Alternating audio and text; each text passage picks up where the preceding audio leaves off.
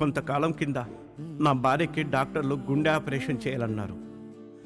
అంత ఖర్చు మేమెక్కడ పెట్టుకోగలమని వదిలేశాము.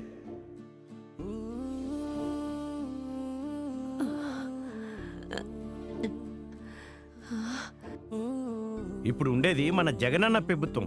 వైఎస్ఆర్ ఆరోగ్యశ్రీ కార్డు చూపిస్తే దగ్గరుండి అన్ని వాళ్ళే చూసుకుంటారు. నువ్వు ధైర్యంగా రా. ఆరోగ్యశ్రీతో రాష్ట్రంలోని 95% పైగా జనాభాకు ఆరోగ్య భరోసా. ఆరోగ్యశ్రీ గరిష్ట పరిమితి 25 లక్షల రూపాయలకు పెంపు.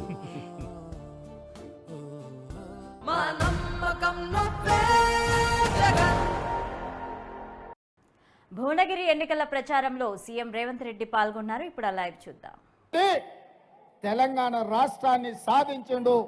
ఆయన ఎంకన్నా చెప్పిండు, మళ్ళీ తెలంగాణ రాష్ట్రంలోనే ఏదైనా పదవి తీసుకుంటా, ఉమ్మడి రాష్ట్రంలో సమైక్య పాలనలో నాకు మంత్రి పదవి వద్దు అని ఆనాడు కొండా లక్ష్మణ్ బాబూజీ ఎట్లా త్యాగం చేసిండో, ఈనాడు కోమటిరెడ్డి వెంకటరెడ్డి మంత్రి పదవికి రాజీనామా చేసి మీ నల్లగొండ పౌరుషాన్ని, మీ పోరాట పటిమను కోమటిరెడ్డి వెంకటరెడ్డి గారు ఇవాళ నిరూపించను. వాడెవడో సన్నాసి, భూమికి మూరేడు లేడు, ఎంకన్నా మస్క కొడుతుండు మంత్రి పదవి కోసం, రాజగోపాల్ మస్క కొడుతుండు అంటారు. ఆ సన్నాసికి ఒక్క మాట చెప్పదలుచుకున్నా నేను. దొరగారి గడిలో సారాలో సోడా పోసి కాదు వాళ్ళు వచ్చింది. కోమటిరెడ్డి బ్రదర్స్ రక్తాన్ని చెమటగా మార్చి భుజాలు కాయలు కాసేలా 3 రంగుల జెండాను మోసి నాయకులుగా ఎదిగినరు. నల్గొండ సమస్యల మీద కొట్లాడి అధిష్టాన్ని ఒప్పించి మెప్పించి ఇవాళ వాళ్ళు ఈ బాధ్యతలో ఉన్నారు. వాస్తవంగా నాతో పాటు ఎవరైనా ముఖ్యమంత్రి పదవికి అర్హత ఉందంటే అది కోమటిరెడ్డి వెంకటరెడ్డి గారికి అని చెప్పి నేను మనస్ఫూర్తిగా చెప్తున్నా. ప్రత్యేకమైన సందర్భంలో పార్టీ నిర్ణయంతో నాకు ముఖ్యమంత్రి పదవి ఇచ్చిండ్రు. ఈ పదవిని నేను బాధ్యతగా చూసిన తప్ప అహంకారంతో ఈ కుర్చీలో నేను ఏ రోజు కూడా ఒక్క నిమిషం, ఒక్క గంట కూడా కూర్చోలే. ఈ బాధ్యతతోటి రోజుకు 18 గంటలు పనిచేసి పేదవాడి సంక్షేమం కోసం, పేదవాడి అభివృద్ధి కోసం, తెలంగాణను ప్రపంచంలో అభివృద్ధి చెందిన రాష్ట్రంగా నిలబెట్టడం కోసం అహర్నిశలు కృషి చేస్తున్న మిత్రులారా, 60 ఏళ్ల ఆకాంక్ష, 1200 మంది విద్యార్థుల బలిదానంతో వచ్చిన తెలంగాణ 10 సంవత్సరాలు కేసీఆర్ గడిలో బందీ అయి తెలంగాణ తల్లి కన్నీళ్లు పెడుతుంటే మళ్ళీ కాంగ్రెస్ పార్టీ కార్యకర్తలు నడుం బిగించి తెలంగాణ తల్లికి విముక్తి కలిగించిండ్రు. ఆ సమస్యల్ని పరిష్కరించాలి అని ఇవాళ నేను బయలుదేరిన. మిత్రులారా, నా ఇంటికి వచ్చిన లీడ ఈ స్థానిక మున్సిపల్ చైర్మన్ కావచ్చు, జిల్లా పరిషత్ అధ్యక్షుడు కావచ్చు, చాలా మంది కార్యకర్తలు, మీ యాదగిరిగుట్ట ఎంపీపీ కావచ్చు, ఎంపీటీసీలు కావచ్చు, సర్పంచులు కావచ్చు, జడ్పీటీసీలు కావచ్చు, ముఖ్యమంత్రి కాకంటే ముందు మీరెట్లా బాజాప్తా నా ఇంట్లోకి వచ్చి కలిసిపోయినరో ముఖ్యమంత్రి అయినాక కూడా అట్లనే వచ్చి కలిసినరా లేదా మిత్రులారా? రోజు ఉదయం 1000 నుంచి 1500 మందిని కలిసి వాళ్ళు చెప్పేది విని వాళ్ళ సమస్యల్ని ప్రభుత్వం పరిష్కరించగలిగిన దిశగా ఈ రోజు మన ప్రభుత్వంలో ప్రజాపాలన జరుగుతుంది. మిత్రులారా, ప్రగతి భవన్ ప్రజల సొమ్ముతో కట్టింది.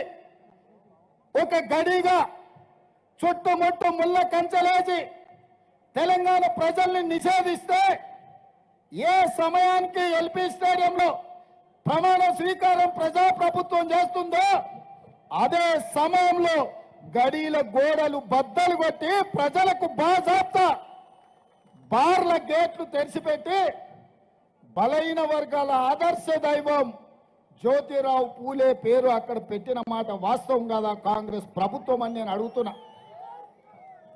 నేను ఇవాళ అడుగుతున్నా, ఆనాడు అవసరం ఉన్నప్పుడల్లా మా కమ్యూనిస్టు సోదరులని అడుక్కొని కడుపులో తలకాయ పెట్టి కాళ్ళకు దండం పెట్టి కార్యం ఎల్ల తీసుకొని కరివేపాకులాగా కమ్యూనిస్టు సోదరుల్ని పక్కన పెట్టిన వాట వాస్తవం కాదా? ఏ రోజైనా కమ్యూనిస్టు సోదరులకు కనీసం మర్యాద ఇచ్చే ఆలోచన ఎప్పుడైనా చంద్రశేఖరరావు చేసిందా? ఇవాళ మనం సిపిఎం కావచ్చు, సిపిఐ కావచ్చు, కోదండరాం గారు కావచ్చు, పార్టీ తరఫున ఢిల్లీ నాయకులు, ఇక్కడ ఉప ముఖ్యమంత్రి గారు వాళ్ళ కార్యాలయానికి వెళ్ళి ఇండియా కూటమి ఈరోజు కలిసి ఉండాలి, నరేంద్ర మోడీ ప్రభుత్వం నడుము విరగొట్టాలి అని చెప్పి గౌరవప్రదంగా వాళ్ళతోని సంప్రదించి ఇవాళ వాళ్ళ మద్దతు కూడగొట్టిన మాట వాస్తవం కాదా? ఒకవేళ ఏదైనా విషయాలలో వాళ్ళతోని భిన్నాభిప్రాయాలు ఉన్నా ఏ రోజు కూడా కమ్యూనిస్టు సోదరులను అవమానించే విధంగా, కించపరిచే విధంగా కాంగ్రెస్ ఎప్పుడన్నా అట్లాంటి వ్యవహారం చేసిందా? ఈరోజు మా కమ్యూనిస్టు సోదరులను ఆలోచన చేయమని నేను అడుగుతున్నా. ఇవాళ ప్రత్యేకమైన సందర్భం దేశంలో దాపురించింది. నరేంద్ర మోడీ దెబ్బకు ప్రజాస్వామిక వ్యవస్థలన్నీ, పార్లమెంటు వ్యవస్థలన్నీ కుప్పగూలిపోయి, సుప్రీంకోర్టులు కావచ్చు, ఎన్నికల సంఘాలు కావచ్చు, ఈరోజు ఏ వ్యవస్థలు కూడా ఈడీ, ఇన్కమ్ ట్యాక్స్, సిబిఐ అన్నిటినీ చెరబట్టి ఈరోజు దేశాన్ని విధ్వంసం చేసి మోడీ ఆక్రమించుకోవాలనుకుంటున్నాడు. అందుకే డాక్టర్ బాబాసాహెబ్ అంబేద్కర్ రచించిన రాజ్యాంగాన్ని కాపాడాలి అంటే ఈరోజు ఇండియా కూటమి ఈ దేశంలో గెలవాలి, రాహుల్ గాంధీ గారు ఈ దేశానికి ప్రధానమంత్రి కావాలి అన్న ఆలోచనతోటి ఇవాళ మేమందరం కలిసికట్టుగా మీ ముందరికి వచ్చినాం. నా విజ్ఞప్తి ఒక్కటే మా కమ్యూనిస్టు సోదరులకు, ఏమైనా విషయాలు ఉన్నా మనందరం కలిసి కొట్లాడదాం. ఈరోజు మనందరం కలిసి బీఆర్ఎస్ను, బీజేపీని బొందబెట్టాలి. బీఆర్ఎస్కు ఒక్క సీటేనన్నా వచ్చినా ఢిల్లీకి పోయి మోడీకే తాకట్టు పెడతాడు. గత 10 సంవత్సరాలల్లా ఏ అవకాశం వచ్చినా, ఏ బిల్లు పెట్టినా బీఆర్ఎస్ బీజేపీలకే మద్దతు పలికింది. నోట్ల రద్దు కావచ్చు, జిఎస్టీ బిల్లు కావచ్చు, ట్రిపుల్ తలాక్ కావచ్చు, 370 ఆర్టికల్ కావచ్చు, రైతు వ్యతిరేక నల్ల చట్టాలు కావచ్చు, ఏ సందర్భం వచ్చినా మోడీకే ఈ కేడీ మద్దతు పలికిండు తప్ప ఏ రోజు కూడా మోడీతో కొట్లాడే ప్రయత్నం చేయలే. మరి ఇవాళ అంటున్నాడు కాంగ్రెస్ను ఓడించాలి అని. నేను అడుగుతున్న కేసీఆర్, కాంగ్రెస్ను ఎందుకు ఓడించాలి మిత్రులారా? ఎందుకు ఓడించాలి కాంగ్రెస్ను?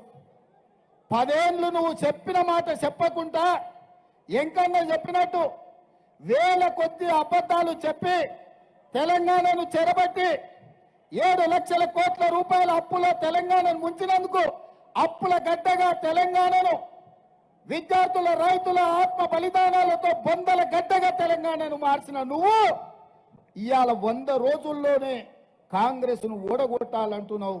ఇది నీకు ధర్మమా కేసీఆర్ అని నేను అడుగుతున్నా. ఎందుకు ఓడగొట్టాలి కాంగ్రెస్ను?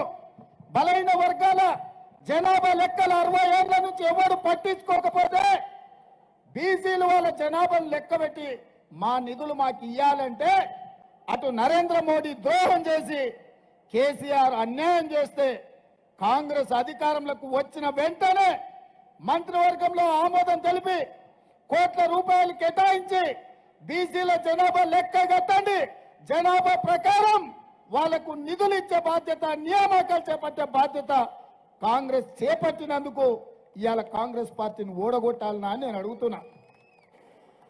ఇదే కాదు, తెలంగాణ ఉద్యమంలో నీళ్లు, నిధులు, నియామకాలు అన్నాడు. నియామకాల విషయానికి వస్తే కేసీఆర్ ఇంట్లోనే ముఖ్యమంత్రి, అల్లుడు మంత్రి, కొడుకు మంత్రి, బిడ్డ ఎంపీ, ఓడితే ఎమ్మెల్సీ, సుట్టపాడు వినోద్రావు ఓడితే ఆయన ప్లానింగ్ కమిషన్ వైస్ చైర్మన్, ఈ పక్కనే కూతబెట్టు దూరంలో ఉన్న దయాకరావు మంత్రి అయిపోయిండు. నీ సుట్టపోళ్ళు అందరికీ ఉద్యోగాలు వచ్చినాయి, నియామకాలు జరిగినాయి.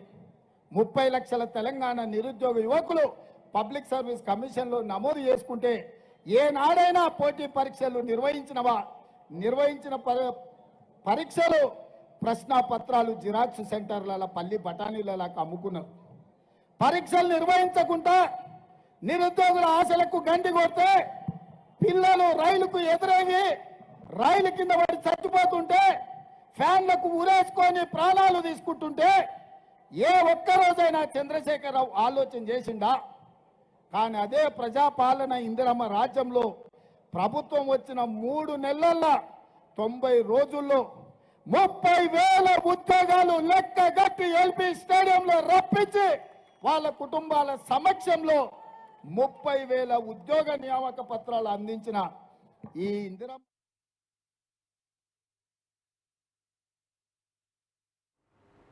That's all for now. For more updates, keep watching News 360. నిజం ఆలోచనను మారుస్తుంది.